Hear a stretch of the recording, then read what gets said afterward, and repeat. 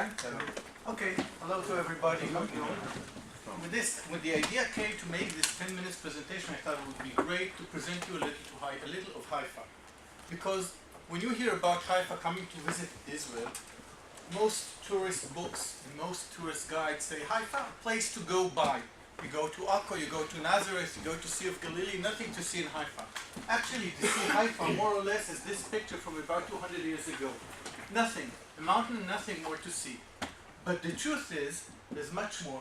And I will be surprised if not only people from the international school here, but even if any Israelis here will know all the places I wish to mention. Now, the problem was not to find the places. There are a lot of things to see in Haifa, and the problem was not to put in. And I quite hesitated. At the end, I decided to take two routes and to present you with what's to see in the two routes. Everything you see here, all the information I also put on the web cafe, so you can go to the exact links to see the places.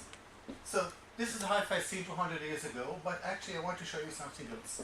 So I took two routes. This is the map of Haifa from the overview. I marked them with numbers, and the numbers are referred to in the cafe. And I tried to find a way to upload the whole presentation, but I did not succeed. But if I could, with the help of Eitan or anybody else, I will load it and you'll see the direct connection of the links to the places. Where do we start? We come to Haifa from the south. So we go along the beach. Haifa is one of the most spectacular beaches and promenades in Israel. All the beaches are free. And we start from the south, we go through Dado, we walk on a promenade that's only lately been connected all around, and then we go to the Carmel beach. And then we reach this place at Shikmona. Now this spot actually has been inaugurated only a week ago. Wonderful promenade. You can go through the water, you can go through the promenade, go with bicycles, a special route for bicycles too. And then we reach Shikmona. Now history of Haifa does not begin only here. History of Haifa does not begin only here, it was 200 years ago. Actually, in Shikmona, there's an ancient harbor from the Bronze Age. And you can go there and you can see the docks in the water, you can see the town, which is on a small mountain, near which you will see the Institution for Research of the Sea and Lakes. And then we go on and we go through Bat Galim. The promenade goes all the way over here, which is waterfall. But we do not take this promenade, we stop over here. And after we go to Shikmona number 3, we take number 4. Number 4 is a cable car. I don't know if you noticed, there's a cable car going from Bat Galim to the top of Mount Carmel. What's exactly opposite to the sea. An interesting point about Haifa, this place here, 50 meters width, is where you have the connection of the valley, the sea, and the mountain. Actually, it's so narrow that I had to squeeze everything together, the train and the roads and the passages.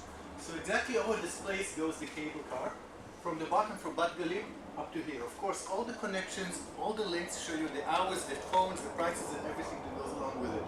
And when we go over by the cable car, and we admire the view around it, the cable car is actually glass balls, so you can see everything all around.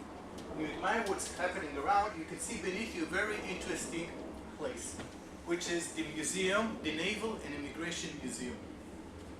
We follow with Haifa everything that goes with history.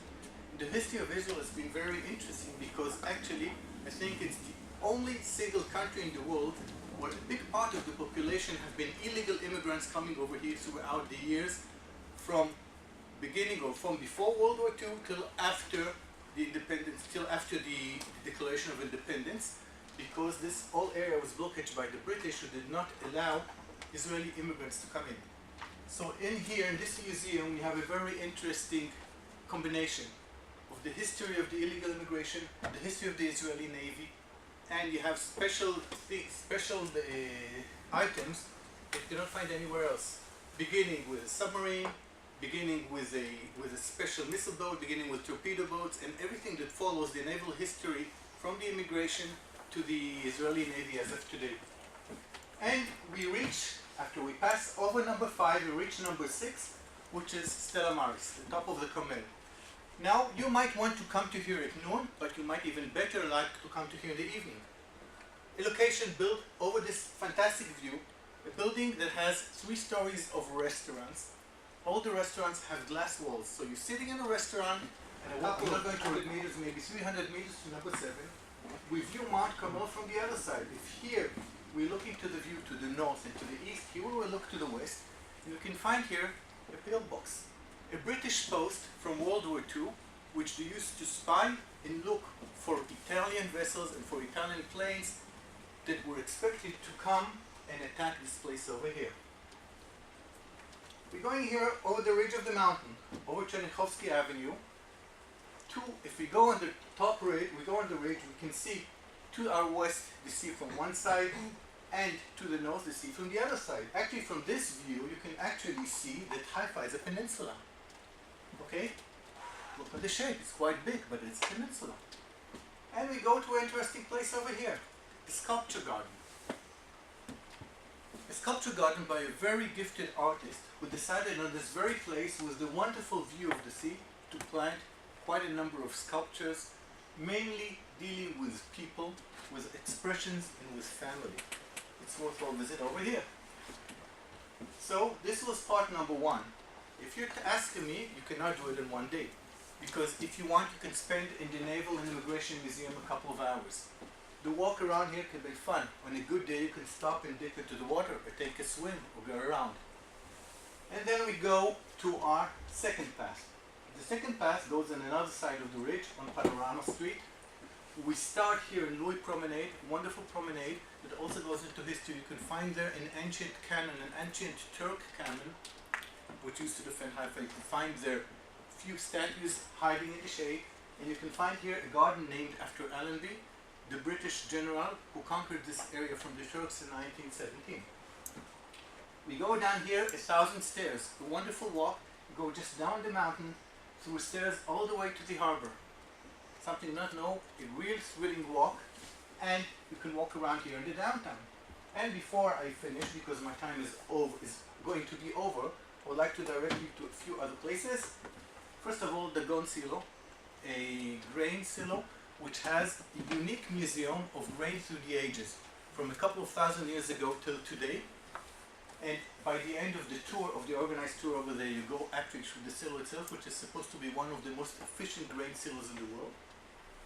You can go over here to the German colony, named after the Germans that were living in this area, with very spectacular homes and houses. It has been restored, a wonderful area with wonderful restaurants, also the Museum of Haifa. And you can go back up to the Carmel using Haifa subway. Haifa has a subway, the Carmelite, goes from here up to here, maybe 10 minutes drive. Very interesting and peculiar. So, very short visit to Haifa, 16 places worthwhile a visit.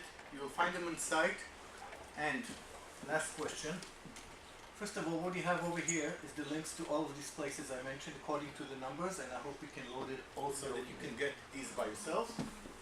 And one of the places that I didn't mention on purpose, when we go down these steps, over here, we pass a very interesting building. This is the building. Anybody guess what it is?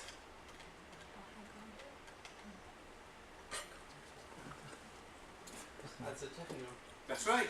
The architecture faculty. Technion, built in Hadar, when this was more or less the only building around here at the beginning of this century. Where you're sitting right now in the Technion city, there was nothing 1960. It started being built in 1960. All the Technion was concentrated over here.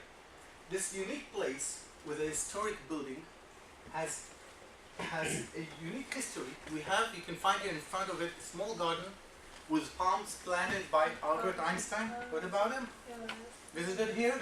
And this building hosts now one of the most interesting technological and science museums, including also the history of science and technology. We need to stop now. We stop now. But I will upload everything. If you email me the presentation, Yes. until we can do it ourselves, Rafi will tell you what's the state of the permission and everything.